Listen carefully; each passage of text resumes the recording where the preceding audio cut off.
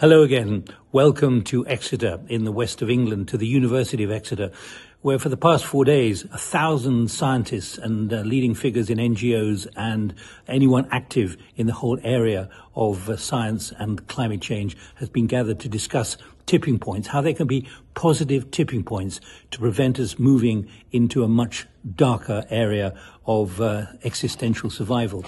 Let me grip the spirit of what has emerged here from the draft of the, you could call it a communique, I suppose, the draft of the sentiment which has emerged. Firstly, only with such decisive policy and civil society action can the world tip its trajectory from facing unmanageable climate tipping point risks to seizing positive tipping point opportunities.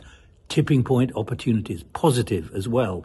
And the scale of the challenge that we're all facing, the window for preventing these cascading climate dynamics is rapidly closing, demanding immediate, unprecedented action from policymakers worldwide, and especially from leaders at COP30, which of course will be held in Brazil later this year.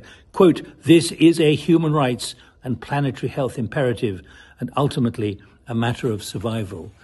One big focus here was on food, and that's critical because food is now under real stress. How to engage people in dietary change, because as a leading activist from Denmark said, from Democracy X, national politicians are not there yet. They don't understand the scale of the challenge that we all face.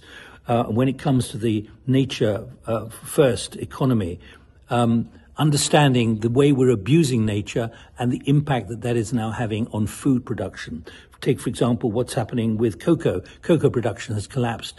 We're seeing inflation of food of around 3%. And when it comes to insurance, global insured losses are now rising so fast that it's becoming much more difficult for even the insurance business to handle the enormity of what is happening. When it comes to food, this from George Monbiot, the radical author and writer about food issues. Forests are losing the key element of systemic resilience. We're losing all our backup systems across the globe.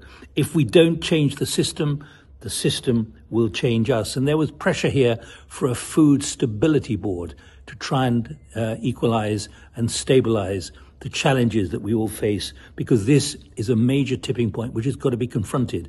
The fact that we don't actually have potentially enough food in the right places for the right reasons at the right price, even in just the basics of the bulk of what is needed for food supplies coming up. Now, there are a lot of great ideas coming from here in Exeter, and let me just take you round a hall where a large number of people are actually showing what they're doing. It was fascinating, exhilarating, and encouraging. What you have here is a real engine room of ideas for how to combat climate, understanding tipping points.